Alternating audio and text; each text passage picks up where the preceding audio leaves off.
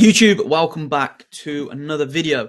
And in this video, we're gonna not talk so much on the training or nutrition, which is typically what these videos consist of, but instead we're gonna talk a little bit more in terms of mindset. And obviously, if you haven't got that strong mindset, then you can have all the best training and nutrition in the world, but your mindset will let you down and not allow you to make the progress that you want to. So we're going to start off with talking about motivation, okay? And it's unreliable to begin with, because there are times throughout the year where we definitely feel more motivated than others, i.e. summer's upcoming, you've got a holiday, you're motivated to be in great shape for it, you and your friends have spoken about it, you get in good shape.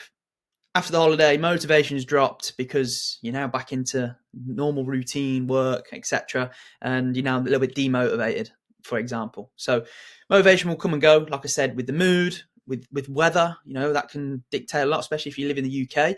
That's going to have a huge impact on your mood and your motivation. Obviously, stress as well. If you're having sort of super high stress days at work, your partner, children, that is going to have an effect with your motivation to go and train, eat the right foods, whatever else it might be.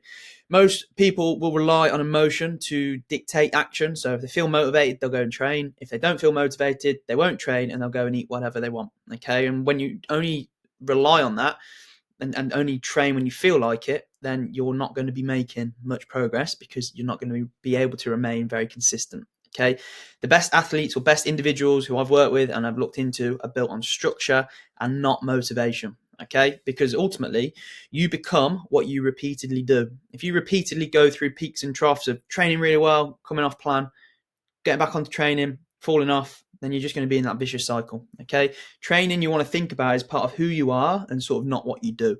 Okay, because when it becomes, I'm not saying it's got to become your full personality, but when it becomes more of an identity, skipping sessions will feel off, and not training will feel wrong. I could not imagine not following my training program unless there's a reason why I'm not, i.e. I'm away, or even if I'm away, I still make sure to take my running shoes, find a gym nearby from there for a long period of time, because it's just part of my routine and I guess part of my identity.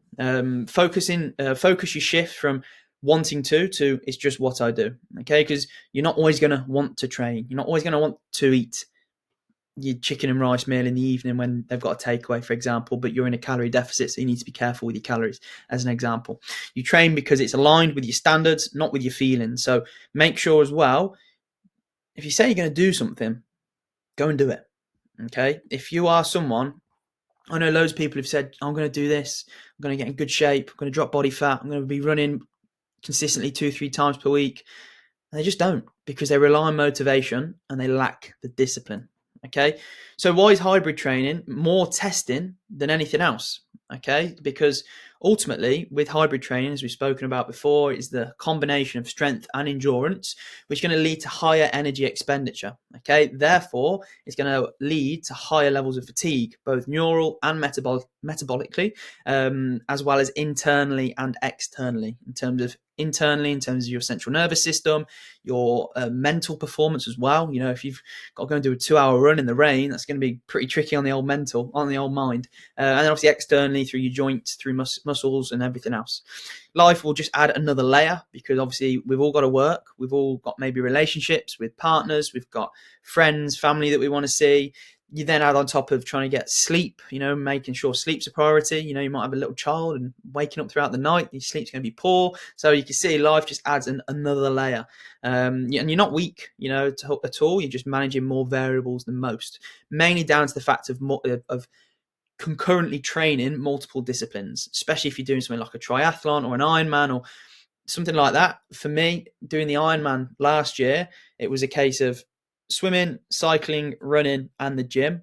There's 4 components to that, which was a lot. And then when I then entered my both ultramarathon phases for this year, training wise, the first one I didn't do, but specifically the second one, just having to run seems like nothing. Although I was still training for an ultramarathon, which is still, you know, a fairly decent feat, it felt like nothing. I felt like I had so much time on my hands because I was used to the swim, the bike, the run, double training day. So you get used to obviously building that capacity in terms of what you're able to sort of deal with and the demands, etc. Systems beat feelings every time. Okay, so one thing that, especially for those of you who are busy, who are, working away, might have multiple jobs, you might be working for yourself, so of course you're trying to balance everything. Train at the same time each day and anchor that as a habit. So I've spoken about this quite a few times. When I used to work at David Lloyd, I used to do the morning shifts. I'd much rather do a 6 till 1:30 than a 2 till 10 because you're just waiting around all day. Anyway, those that would train at 6 a.m. in the morning typically tended to be, I'm not saying everyone, but more successful in their endeavors and their career. Okay, and even those that had their own business where you can go and train whenever you want, they still made sure to train at the same time because that was just part of their routine, their habit, and their system. Okay, and it was something that was a non-negotiable, and they just stuck to it regardless of what the day consisted of. Okay, you also want to be planning your weekly session before the week starts. So on a Sunday, I do this myself, and I speak and recommend it to clients. Is just map out your week Monday to Friday. So obviously, if you've got work tasks, they'll probably be in there, meetings or, I don't know, sales, managing or whatever it is, that's going to be in there. Your lunch breaks, dinner, dropping the kids off at school, Then put in your workouts. So like we've spoken about before, if it's 6 a.m. every single morning, I would go with that because it's before everyone's woken up. Your phone's not going to be a distraction. You've got more time to focus because going to the gym after work, you've got all these things going on in your mind, people trying to contact you, you're thinking about this, you're thinking about that. It's not going to be great for you to go in and just do your session because there's so many things going on in your mind. So plan your week sessions or plan your week on a Sunday so you know exactly what you need to do. In terms of other systems, you can use trackers. So sleep, energy score, so scoring your energy sort of out of a 1 to 5. Sleep as well, like I've said, tracking on some form of fitness tracker, and RPE as well. So, going into the gym knowing, right, this is a session where RPE is quite high. I've got 4 weeks of it being RPE 8, then I'm going to look to deload. Okay, and obviously with RPE as well, you can adjust it if you need to, depending on other factors. So as a prime example, if you've had a really poor night's sleep because you've got a little child, they've been up all night, not feeling very well, and you go to the gym, you've only had 4 hours sleep, pull back on RPE. So just pull back on your volume and intensity for that session, note down the reasons why, and at least you've still managed to sort of have that habit and routine, and you've just adjusted intelligently. Look to make sure as well you keep your non-negotiables small. So again, if you're writing someone 3, 4, maybe even 5 non-negotiables for the day, keep it super basic and keep it consistent. So train, eat the calories that you need to be eating, be in bed for 9 o'clock, and do 30 minutes of education, whatever it might be, or reflection. So non-negotiables, nice and easy. Keep them something that's small and something that obviously you can stick to. Another thing as well, which can help with obviously building discipline and not relying on motivation, is just reflecting, reviewing, and then obviously resetting. So on a Sunday, 10 minutes reflection, what went well throughout the week, what could maybe look to be improved upon. And at least that way, right, do more of this and do less of this. Identify an area you want to improve on. It could be your training intensity. It could be the weights. You might notice my form was a little bit not quite right because I'm chasing heavier weights. So think, right, training this week's all about execution. I'm not worrying about the load that I'm using. Or it could be about recovery. There's a couple of nights where maybe you watched the England football match or you watched the Champions League, you went to bed a little bit later and felt a little bit groggy the next day. You can now obviously look to go, right, I want to focus on recovery. Also as well, always reconnect to your why. So why is it you want to train this specific way or for this event? Why is it you want to be healthy? Why is it you want to improve what you're doing? And obviously when you then understand that, you can then really use that and pull on it when motivation dips. And obviously schedule your sessions in advance and commit as well. So how can you go about staying consistent through low motivation? So just a few little things really. You can have your gym clothes out the night before. So when you wake up, again, with your alarm, put it on the other side of the bedroom or even put it outside of your room on the floor, because when your alarm goes off, you're then going to have to get up and walk and turn it off. Okay, if you've got a watch on, that's fine. Still set your phone up as well, because at least that way, once you're up, you've got your phone, you're far less likely to then go back to bed. Okay, then if your gym clothes are out, you can put those on. By the time you got your gym clothes on, you made yourself to the bathroom, you're probably not going to go back to bed. So that's one thing you can do. Stack your habits as well, little routine. So you might look to do that. You might wash your face, go and put the kettle on. Once you're the kettle's boiling, do a little bit of mobility, or you do a bit of reflection, or whatever it is you enjoy doing. You have your coffee, 10 minutes, and then you make your way to the gym.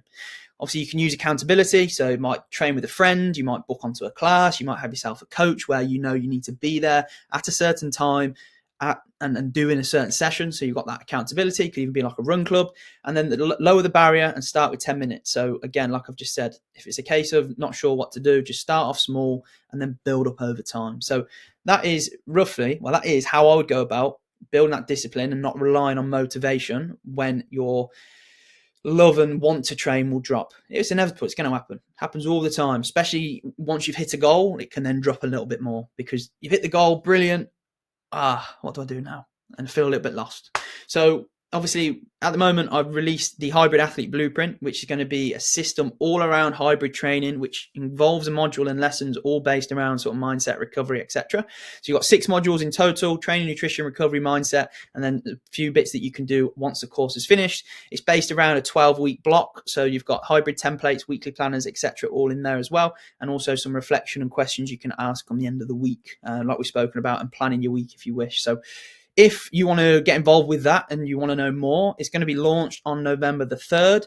To get access to the early bird offer in terms of pricing, you can click the link in the description, pop your email address in there, and you'll have access to the early bird offer. Now, in order to get that, you have to be on that email list. So after the launch on the 3rd, the price will then go up. So if you are interested and want to know a little bit more, pop your email in there and obviously you can get some more information. But other than that, hopefully we learned a thing or two in this video. If we did, make sure to give it a like, subscribe, and I'll see you on the next one.